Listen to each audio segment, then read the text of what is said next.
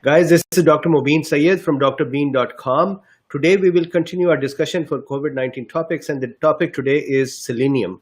Very interesting and important discussion. So let's start our review of selenium. So what we are going to do is this. So here is a paper published on 2020, May 24, and the title is Selenium Supplementation in the Prevention of Coronavirus Infections. So let's look at some of the discussion that they have done over here. I'm going to share this part and we'll go from here. My apologies for a couple of days that this video streaming system has been not doing very well. This is Restream that I use, and that big R that you see is their logo. And somehow the voice or sometimes the video changes. I think this window new feature that they gave, that is what causes this issue. So anyways, welcome, and let's start with the selenium. Selenium is like sulfur in its function. However, in the earth crust, the amount of selenium is much lesser than the sulfur, plus it is much more uneven. So in some geographies, amount of selenium in the soil is less. Because of that, the plants and the vegetables and the fruits, they may have less quantities of selenium.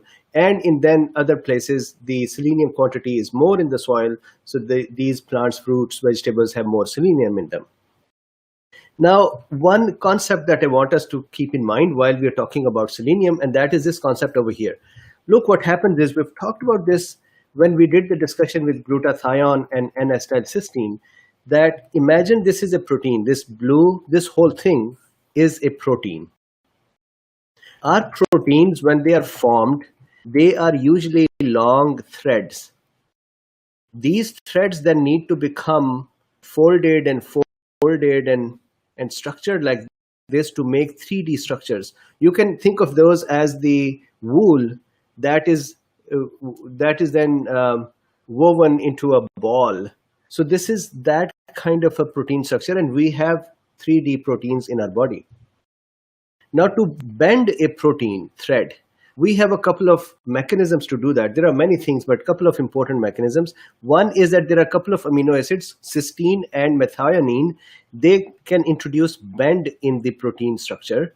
So that is one. And secondly, we can have negative and positive charges on this thread for various amino acid molecules in the thread of the protein. And then those charges, they can attract each other and help the protein to become folded. A third mechanism is that we have disulfide bonds. So what we can do is that if this is a protein thread and this is one more protein thread, we can build disulfide bonds between them, and that kind of puts the proteins together. You can think of this like if we have a jacket. So let's say this is a jacket. If we have a jacket and the jacket has a zipper in front of it, this zipper is, you can think of that as a disulfide bond, the zip itself. So when you zip up, you cause the disulfide bonds to be built up, and then they kind of control and they connect two sides of the two proteins. Similarly, you can break those bonds as well and open up the proteins.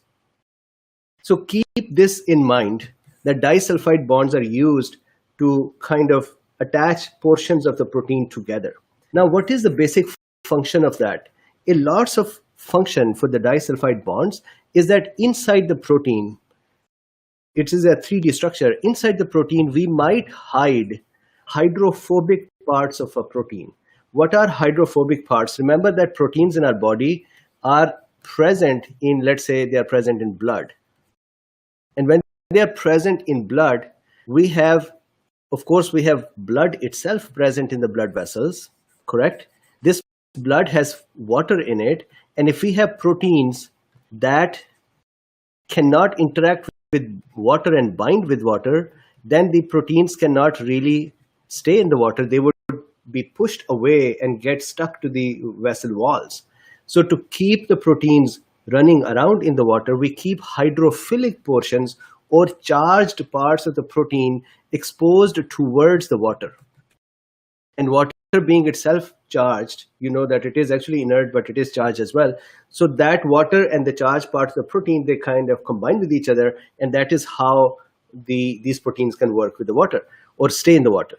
On the other hand, within every protein, there are parts of the protein that are hydrophobic. They do not like water. They are inert. They are not charged. So they cannot really bind with water. That is like lipid and water. If you take some water and put a droplet of oil on it, the oil is inert and water is polar, and they don't like to mix with each other. Similarly, proteins also have parts of them that are hydrophobic, that do not like water. And so what proteins do is that they make big structures, and inside of them, they hide the hydrophobic parts. So they keep them away from the water. So imagine we have a ball, and inside the ball we have oil, and then ball itself can be floated in the water. This hydrophobic part is usually hidden inside a protein. So in here, this black thing here is the hydrophobic part of a protein, and the blue thing is the hydrophilic part of the protein. And how do we stitch them up to hide the hydrophobic part? We have these disulfide bonds that close the protein like a zipper, and the hydrophobic parts are hidden inside. That means if with some function we can open up these disulfide bonds, then this hydrophobic part will become exposed. So if I make the same protein once again here, what would happen is, let's say that this is the protein now. We have removed the disulfide bonds from this one, and now what happens is that hydrophobic part is now exposed to outside. So this is the hydrophobic part. And what is the reason for us to expose the hydrophobic part? Once we have the hydrophobic part out, this can actually then combine with other proteins that have hydrophobic parts, and they can connect with each other. So this can cause binding. For example, this kind of a binding can happen with fibrin, and this kind of binding can happen abnormally in blood as well. One normal way for this binding to occur is when the virus binds with our cell membrane. And this is more important for the viruses that are enveloped. Remember, enveloped viruses have an envelope outside, a lipid bilayer, phospholipid layer. And then when they want to fuse with our cell membrane, for example, coronavirus or Ebola or HIV or others, what they do is they open up their hydrophobic portions, and then they connect with our membrane's hydrophobic portions, and that is how they fuse together. And for viruses to open up their hydrophobic portions or reveal them, we need to break their disulfide bonds in their proteins as well. For example, in case of coronavirus, we would have the hydrophobic portion that can bind with our cell membrane, which is hidden away as well. And we need to open it up so that it is exposed. And once it is exposed, it can then bind with our cell membrane. That is the basic idea. So keep that in mind. Now, before going to further detail of this, let's look at selenium and its types. So selenium is found in our nature inorganically and organically. Organic are those that are present in the living species like plants, vegetables, humans, animals. And then inorganic are the ones that are in the elemental form in the earth. So in the inorganic form, there is selenites that are selenium with 4 positive charges, or they are selenates, which are selenium with 6 positive charges. And important thing here to consider is that the selenium that we are interested in is the selenites. These are the selenium with 4 positive charges. These are active forms in our body. Selenates, or the 6 positive charges, are not active for us. In the organic world, that is plants, vegetables, animals, selenium can be found in many forms. Couple of examples are selenocysteine or selenomethionine. Cysteine is an amino acid. We read about that when we did n-acetylcysteine, and methionine is another amino acid. We've not talked about it, but they both are present as well. And I just talked about them now, that cysteine and methionine are used to create bends in the protein threads. Now, the selenium is present in plants, fruits, seeds, especially Brazilian nuts, grains, and seafood. seafood actually has a lot of selenium in it. We usually, when we eat our food, we usually take 50 to 600 microgram of selenium every day. If selenium has to be administered because there is a deficiency of selenium, then about 500 microgram per day of selenium has been, that is more observed to be less toxic. However, I want to show you something. This is interesting. The study's author here, when he talks about the selenium dosage, so here he's talking, more recently it was reported that intravenous administration of sodium selenite at the dose of 500 microgram per day was completely not toxic. At the same time, relatively high doses of selenite, 2000 microgram per day, were reported to be well tolerated in patients with peritonitis. But check this out. In view of such conflicting data on selective selenite toxicity, the author of this article, talk about the sacrifice here, the author of this article had decided to ingest 10,000 microgram of sodium selenite in one dose. Subsequent tests revealed that neither bleeding time nor the blood coagulation rate performed within 0 to 24 hours after the ingestion showed any abnormalities. These findings are very significant since the human hemostatic system is very sensitive to the presence of any toxic substance. So what he's saying is that I have been reading that 500 is good, and then if you go above that, there can be tolerated up to 200, and then there can be issues above 400 to 3000 to 1400. So he said, I just took 10,000 micrograms of selenium and nothing happened to me. But anyways, I would not suggest anyone to do that. It's just that it is interesting that he did that. Anyways, back here. Now let's look at how does selenium actually helps block viruses. And this study was actually done on Ebola virus. And then there is the hypothesis towards the coronavirus. So let's look at it. Remember, we had done this discussion in the past that when the coronavirus is trying to enter our cell, coronavirus needs a couple of things. One, it needs this TMPRSS2 protein. Remember, this is a protein that gets blocked by camostat mesylate, which is a Japanese drug. The coronavirus, when it comes near our cells, TMPRSS2 kind of cuts it into two pieces, and we call it priming. It primes the spike protein. Then the ACE2 receptor, or the enzyme, is where the virus spike protein actually binds. So if you see here, this is the spike protein now. This is the TMPRSS2. This is the scissors it has, and it has primed the S protein and cut it into two parts, or separated the two parts. And now one part here, look at this part. This part of the spike protein is trying to now fuse with our cell membrane, while the other part is connected with the ACE2 enzyme. So you can think about the S protein divided into two pieces. One piece gets hold of our membrane, and the other piece connects with the ACE enzyme, and then the virus would try to fuse with our membrane. So how does it continue to do that? In this second part of the S protein, so S protein is like this here, the same thing as here. In the second part of the S protein that is connecting with our cell membrane, there is an enzyme built into it. There is an enzyme in that spike protein. That enzyme is called PDI. This is the protein disulfide isomerase. Protein disulfide isomerase. What does that mean? It can take two disulfide bonds and it can isomerase them. It can connect them differently. And what would happen with that? What would happen is, check this out. This is this part of the spike protein that would fuse with our membrane.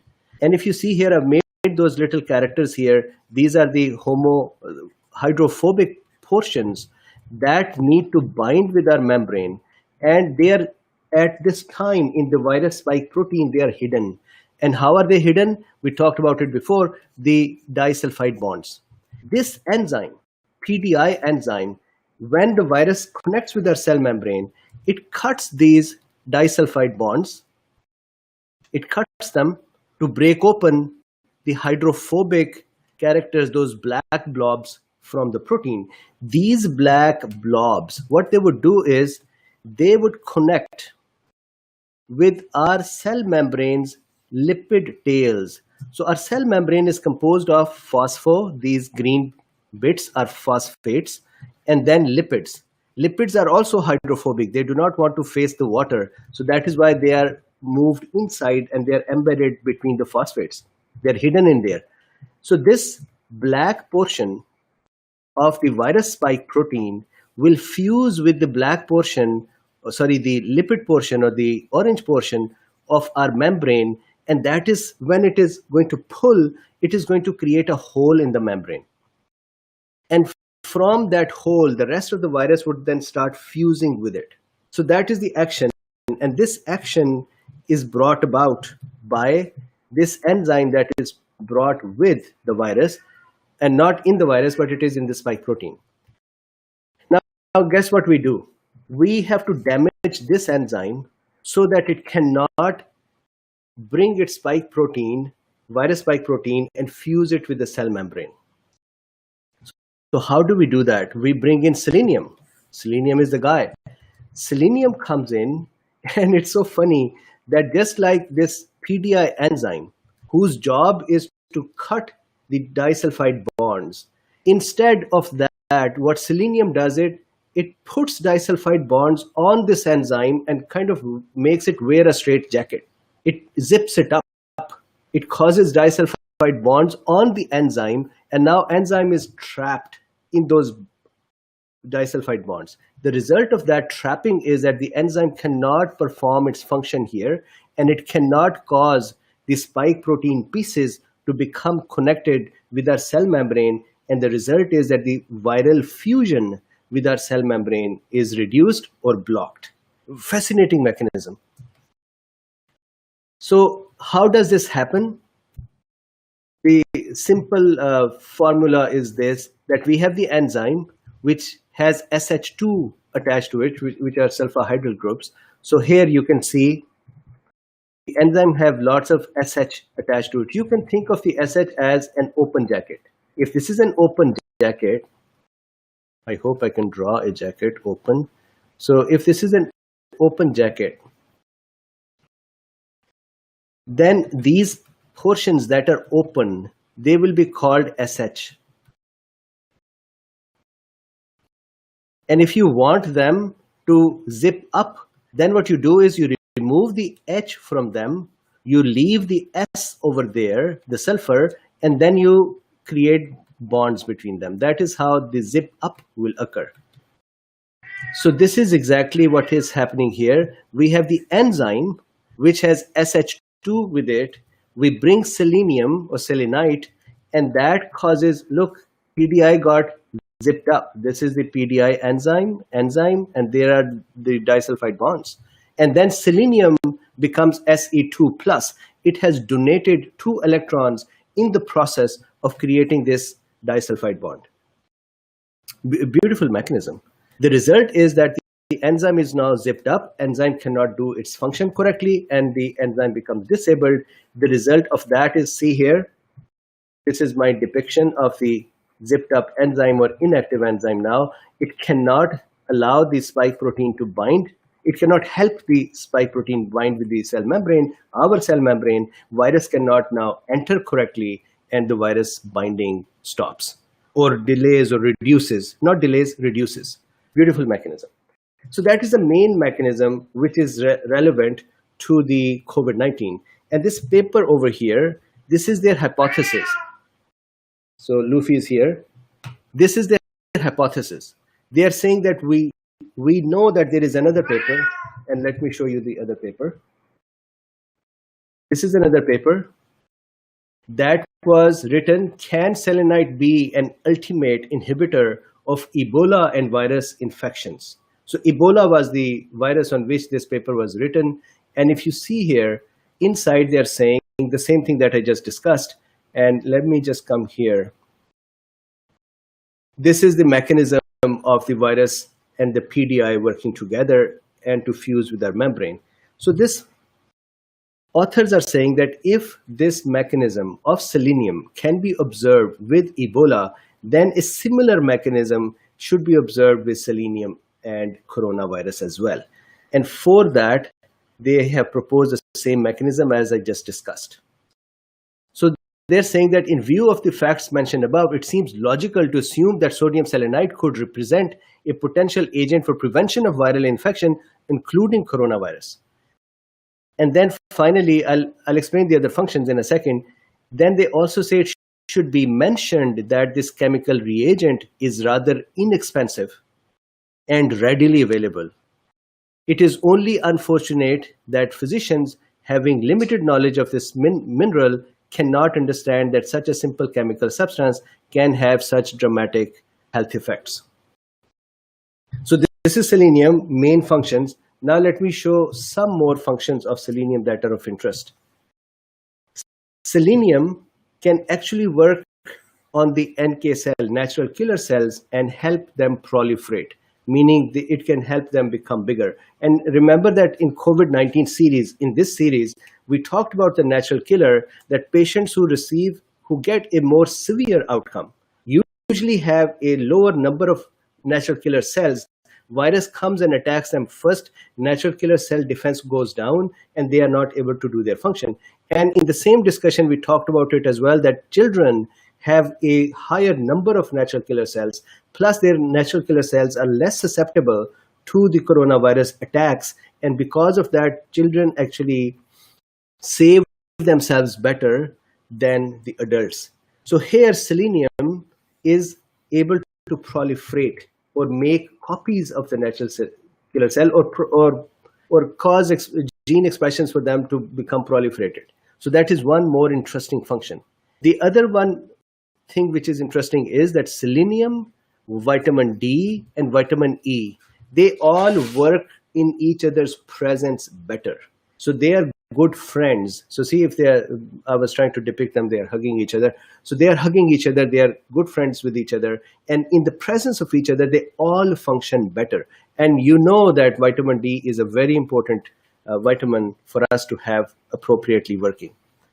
Then, this is an onion. Inside the onion, we have phytoncides. Selenium with phytoncides can cause T cell proliferation.